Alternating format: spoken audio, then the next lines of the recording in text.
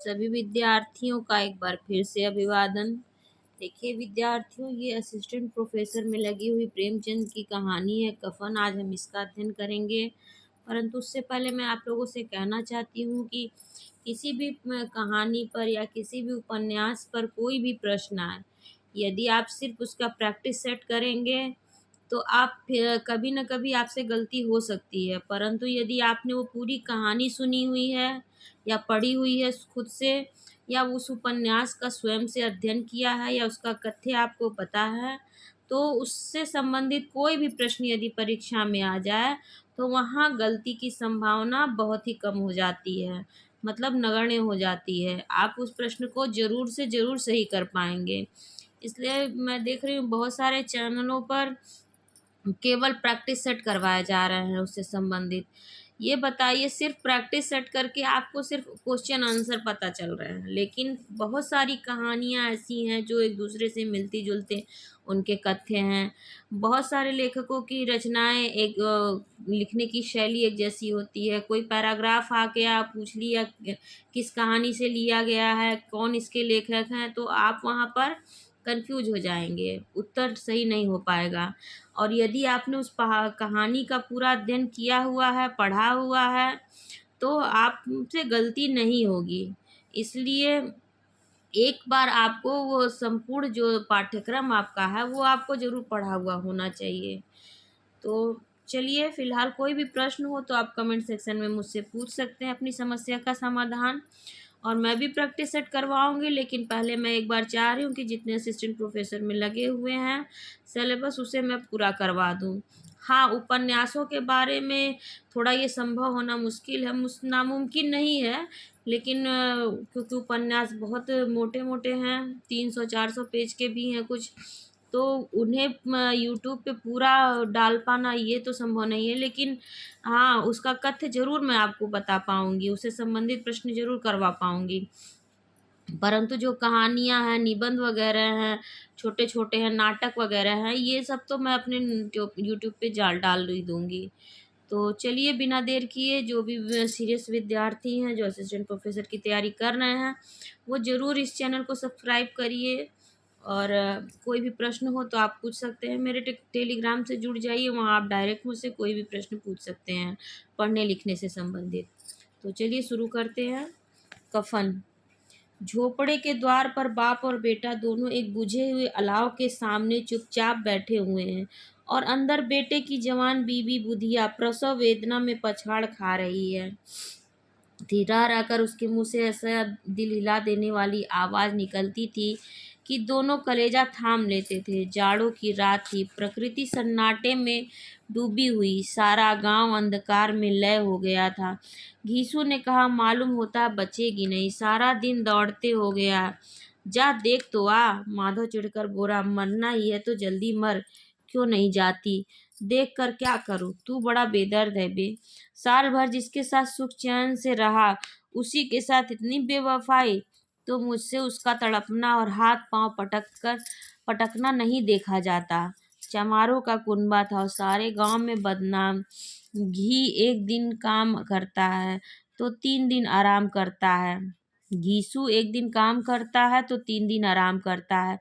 माधव इतना कामचोर था कि आधे घंटे काम करता तो घंटे भर चिलम पीता, इसलिए उसे कहीं मजदूरी नहीं मिलती थी। घर में मुट्ठी भर भी अनाज मौजूद हो तो उनके लिए काम करने की कसम थी।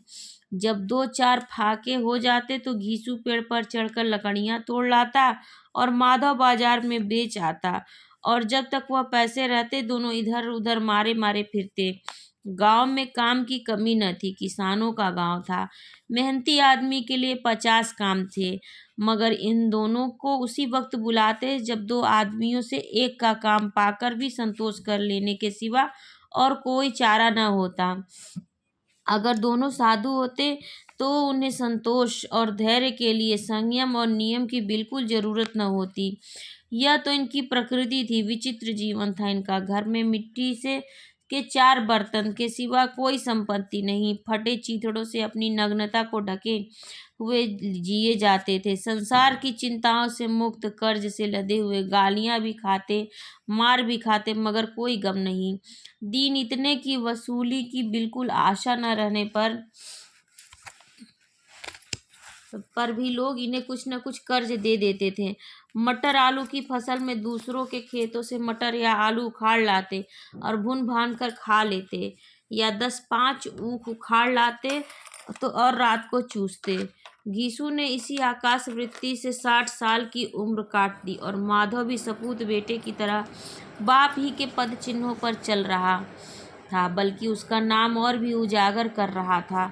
इस वक्त भी दोनों अलाव के सामने बैठकर आलू भून रहे थे, जो कि किसी खेत से खोद लाए थे। घीसू की स्त्री का तो बहुत दिन हुए देहांत हो गया था।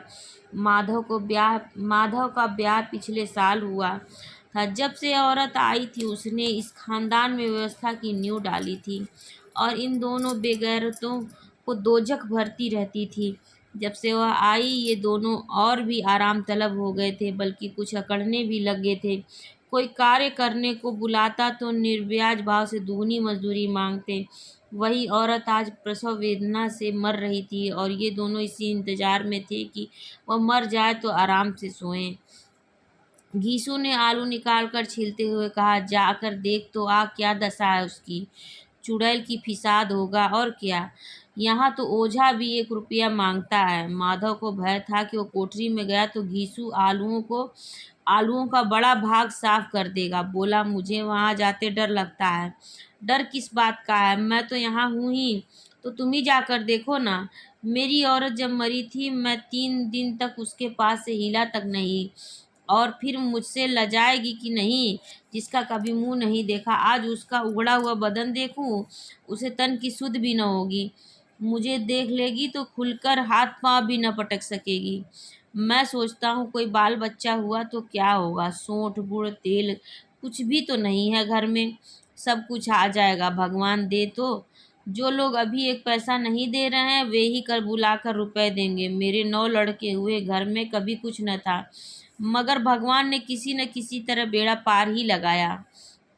जिस समाज में रात दिन मेहनत करने वालों की हालत उनकी हालत से बहुत कुछ अच्छी न थी, और किसानों के मुकाबले वे लोग जो किसानों की दुर्बलताओं से लाभ उठाना जानते थे, कहीं ज़्यादा ही संपन्न थे, वहाँ इस तरह की मनोवृत्ति का पैदा हो जाना कोई अचरज की बात नहीं न थी।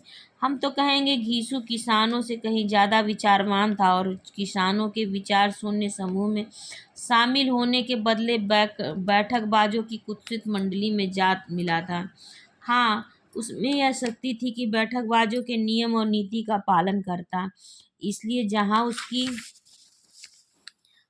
उसकी मंडली के और लोग गांव के सरगना और मुखिया बने हुए थे, उस पर सारा गांव उंगली उठाता। फिर भी उसे यह तस्कीन थी कि अगर वह फटे हाल है तो कम से कम उसे किसानों की सी जो जी तोड़ मेहनत तो नहीं करनी पड़ती, और उसकी सरलता और निरीहता से दूसरे लोग बेजा फायदा तो नहीं उठाते। दोनों आलू निकाल निकाल कर जलते जलते खाने लगे। कल से कुछ नहीं खाया था, इतना सब्र न था कि ठंडा हो जाने दे। कई बार दोनों की जबानें जल गईं। छिल जाने पर आलू का बाहरी हिस्सा जबान, हलक और तालू को जला देता था, और उस अंगारे को मुंह में रखने से ज़्यादा खैरियत इसी में थी कि वह अंदर पहुंच जाए। वहाँ उसे ठंडा करने के लिए काफ़ी सामान थे, इसलिए दोनों जल्द जल्द निगल जाते। हालांकि इस कोशिश में उनकी आंखों से आंसू निकल आते। यीशु को उस वक्त ठाकुर की बात याद आई, जिसमें 20 साल पहले वह गया था। उस दावत में जो उसे तृप्ति मिली थी, वह उसके जीवन में एक ही याद रखने लायक बात थी, और आज भी उसकी याद ताज़ा थी।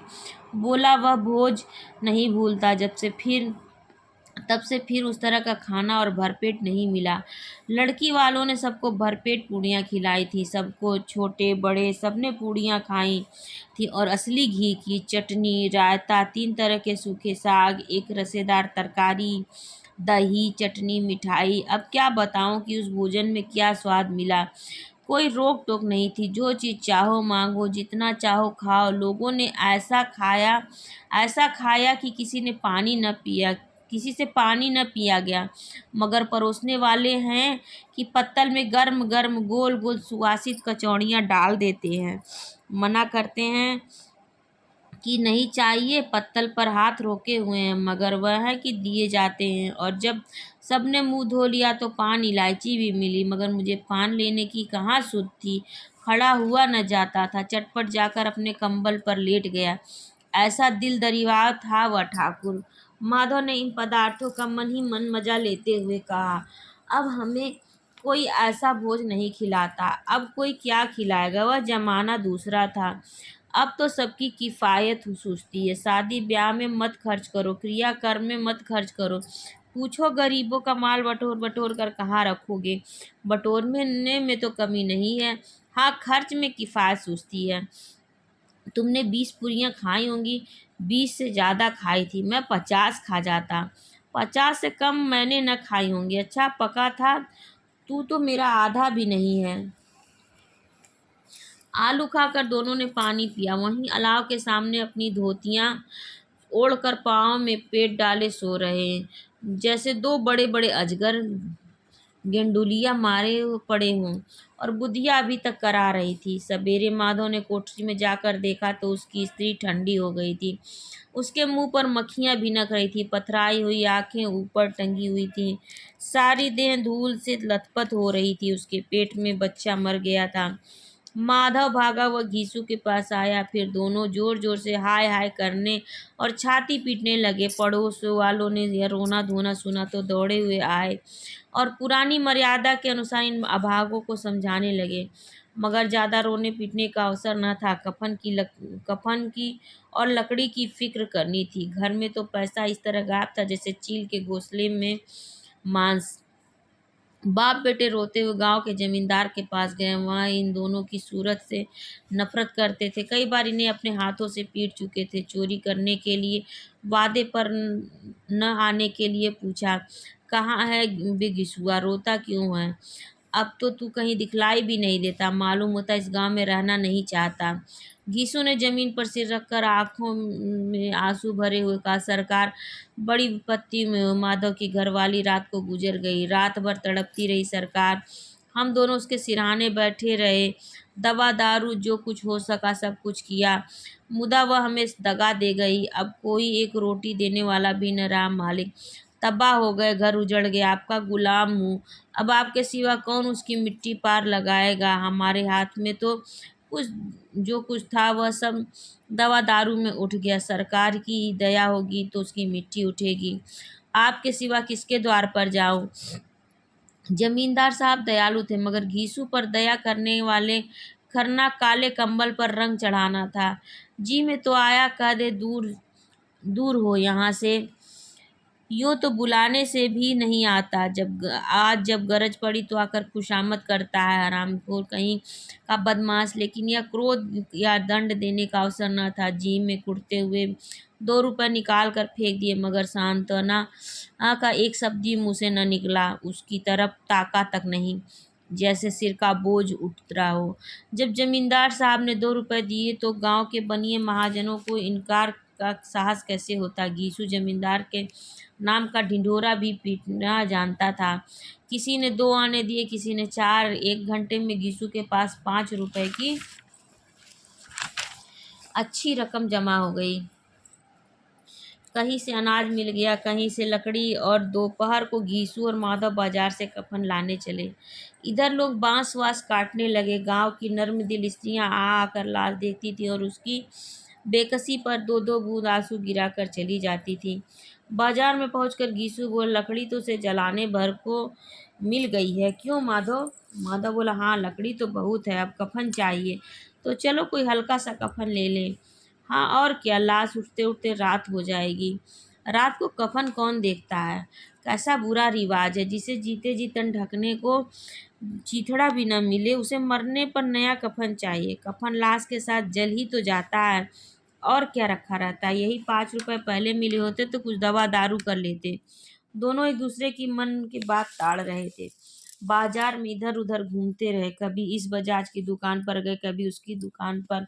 तरह तरह के कपड़े रेशमी और सूती देखे मगर कुछ जचा नहीं। यहाँ तक कि शाम हो गई जब दोनों न जाने किस दैवी प्रेरणा से एक मधुशाला के सामने जा पहुंचे और जैसे किसी पूर्व निश्चित व्यवस्था के अंदर चले गए। वहां जरा देर तक दोनों असमंजस में खड़े रहे। फिर घीसू ने गद्दी के सामने जाकर कहा, साहू जी एक बोतल हमें भी देना। उसके बाद कुछ चखना आया, तली हुई मछली आई और दोनों बरामदे में बैठकर शांतिपूर्वक पीने लगे। कई कुंजियां ताबड़तोड़ पीने के बाद दोनों सुरूर में आ गए। घीसू बोला, कफन लगाने से क्या मिलता, आखिर जल ही तो जाता है, कुछ बहू के साथ तो न जाता। माधव आसमान की तरफ देखकर बोला, मानो देवताओं को अपनी निष्पापता का साक्षी बना रहा हूँ। दुनिया का दस्तूर है, नहीं लोग बाभनों को हजारों रुपए क्यों दे देते, कौन देखता परलोक में मिलता है या नहीं। बड़े आदमियों के पास धन है, फूके, हमारे पास फूकने को क्या है। लेकिन लोगों को जवाब क्या दोगे, लोग पूछेंगे नहीं कफन कहाँ है। घीसू हंसा, अबे कह देंगे कि रुपए कमर से खिसक गए, बहुत ढूंढा मिला नहीं। लोगों को विश्वास न आएगा लेकिन फिर वही रुपए देंगे। माधव भी हंसा इस अनपेक्षित सौभाग्य पर। बोला, बड़ी अच्छी थी बेचारी, मरी तो खूब खिला पिलाकर। आधी बोतल से ज़्यादा उड़ गई। घीसू ने 2 सेर पूड़ियाँ मंगाई, चटनी, अचार, कलेजियाँ। शराब खाने के सामने ही दुकान थी। माधव लपक कर 2 पत्तलों में सारे सामान ले आया। पूरा 1.5 रुपया खर्च हो गया, सिर्फ थोड़े से पैसे बचे रहे। दोनों इस वक्त इस स्थान में बैठे पुड़िया खा रहे थे जैसे जंगल में कोई शेर अपना शिकार उड़ा रहा हो। न जवाबदेही का खौफ था, न बदनामी की फिक्र। इन सब भावनाओं को उन्होंने बहुत पहले ही जीत लिया था। घीसु दार्शनिक भाव से बोला, हमारी आत्मा प्रसन्न हो रही है तो क्या उससे पुण्य न होगा। माधव ने श्रद्धा से सिर झुकाकर तस्दीक की, जरूर से जरूर होगा। भगवान तुम अंतर्यामी हो, उसे बैकुंठ ले जाना, हम दोनों हृदय से आशीर्वाद दे रहे हैं। आज जो भोजन मिला वह कभी उम्र भर न मिला था। एक क्षण के बाद माधव के मन में एक शंका जगी। बोला, क्यों दादा, हम लोग भी एक न एक दिन वहां जाएंगे ही। गीसू ने इस भोले भाले सवाल का उत्तर न दिया। वह परलोक की बातें सोचकर इस आनंद में बाधा न डालना चाहता था। जो वहाँ हम लोगों से पूछे कि तुमने कफन क्यों नहीं दिया तो क्या कहोगे। कहेंगे तुम्हारा सिर। पूछेगी तो जरूर, तू कैसे जानता उसे कफन न मिलेगा, तू मुझे ऐसा गधा समझता है। 60 साल क्या दुनिया में घास खोदता रहा हूँ, उसे कफन मिलेगा और बहुत अच्छा मिलेगा। माधव का विश्वास न आया। बोला, कौन देगा, रुपए तो तुमने चट कर दिए। वह तो मुझसे पूछेगी, उसकी मांग में सिंदूर मैंने डाला था। कौन देगा, बताते क्यों नहीं। वही लोग देंगे जिन्होंने अब की दिया है। हाँ, अब की रुपए हमारे हाथ न आएंगे। जो जो अंधेरा बढ़ता गया और सितारों की चमक तेज होती थी, मधुशाला की रौनक भी बढ़ती जाती थी। कोई गाता था, कोई डिंग मारता था, कोई अपने संगी के गले लिपटा जाता था, कोई अपने दोस्त के मुंह में कुछ कुल्हड़ लगाए देता था। वहाँ के वातावरण में सरूर था, हवा में नशा। कितने तो यहाँ आकर एक चुल्लू में मस्त हो जाते थे। शराब से ज़्यादा यहाँ की हवा पर नशा करती थी। जीवन की बाधाएं यहाँ खींच लाती थी। कुछ देर के लिए भूल जाते थे कि वे जीते हैं या मरते हैं, या न जीते हैं न मरते हैं। और यह दोनों बाप बेटे अब भी मज़े ले लेकर चुस्कियाँ ले रहे थे। सबकी निगाहें इनकी ओर जमी थी। दोनों कितने भाग्य के बली हैं। पूरी बोतल बीच में है। भरपेट खाकर माधव ने बची हुई पूड़ियों का पत्तल उठाकर एक भिखारी को दे दिया, जो खड़ा इनकी ओर भूखी आंखों से देख रहा था और देने के गौरव, आनंद और उल्लास का अपने जीवन में पहली बार अनुभव किया। घीसू ने कहा, ले जा, खूब खा और आशीर्वाद दे। जिसकी कमाई है वह तो मर गई, मगर तेरा आशीर्वाद उसे जरूर पहुंचेगा। रोए रोए से आशीर्वाद दो, बड़ी गाढ़ी कमाई के पैसे हैं। माधव ने फिर आसमान की तरफ देखकर कहा, वह बैकुंठ जाएगी दादा, बैकुंठ की रानी बनेगी। घीसू खड़ा हो गया, जैसे उल्लास की लहरों में तैरता हुआ बोला, हाँ बेटा, बैकुंठ में जाएगी। किसी को सताया नहीं, किसी को दबाया नहीं, मरते मरते हमारी जिंदगी की सबसे बड़ी लालसा पूरी कर गई। वह न बैकुंठ जाएगी तो क्या ये मोटे मोटे लोग जाएंगे, जो गरीबों को दोनों हाथों से लूटते हैं और अपने पाप को धोने के लिए गंगा में नहाते हैं और मंदिरों में जल चढ़ाते हैं। श्रद्धालुता का यह रंग तुरंत ही बदल गया। अस्थिरता नशे को की शख्सियत है। दुख और निराशा का दौरा हुआ। माधव बोला, मगर दादा, बेचारी ने जिंदगी भर बड़ा दुख भोगा, कितना दुख झेल कर मरी। वह आंखों पर हाथ रखकर रोने लगा, चीखें मार मार कर। गीसू ने समझाया, क्यों रोता है बेटा, खुश हो कि वह माया जाल से मुक्त हो गई, जंजाल से जुड़ छूट गई। बड़ी भाग्यवान थी जो इतनी जल्दी माया मोह के बंधन तोड़ दिए। और दोनों खड़े होकर गाने लगे, ठगनी क्यों नैना झमकावे ठगनी। पियक्कड़ों की आंखों की इन पियक्कड़ों की आंखें इनकी ओर लगी हुई थी और ये दोनों अपने दिल में मस्त गाए जाते थे। फिर दोनों नाचने लगे, उछले भी, कूदे भी, गिरे भी, मटके भी, भाव भी बताया, अभिनय भी किया और आखिर नशे में मदमस्त होकर वहीं गिर पड़े। तो ये कहानी ख़त्म होती है कफन। प्रेमचंद जी की बहुत ही ऐतिहासिक कहानी है। ऐतिहासिक इस परिप्रेक्ष्य में कि बहुत ही महत्वपूर्ण है, इसमें बहुत ही दार्शनिकता है। और इससे संबंधित कोई प्रश्न हो तो आप मेरे कमेंट सेक्शन में पूछ सकते हैं। पहली बार चैनल पर आए हैं तो ज़रूर सब्सक्राइब कर लीजिए। मेरी जो और आप सभी का बहुत बहुत धन्यवाद।